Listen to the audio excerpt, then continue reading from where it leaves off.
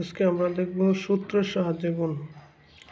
অষ্টম শ্রেণীর উদাহরণ 9 সূত্রের সাহায্যে 3p + 4কে 3p - 4 দ্বারা গুণ করা।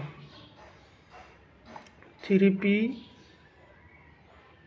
কে ধরবো আমরা মনে মনে a প্লাস 4 কে ধরবো b। 3p কে ধরবো মনে মনে a মাইনাস 4 কে ধরবো b।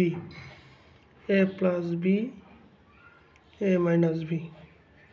যদি আমরা সূত্র প্রয়োগ করি 3p + 4 a plus b into 3p - 4 a minus b। a plus b into a minus b এর সূত্র হলো a square minus b square, তো equal to 3p whole square মানে a স্কোয়ার মাইনাস 4 হলো মনে মনে b, 4 স্কোয়ার মানে a square minus b square. 3 এর বর্গ করলে পাই 9p square p square, 9p square minus 4 এর বর্গ করলে 4 পাই 16, 4 4 16, 9p স্কোয়ার মাইনাস 16।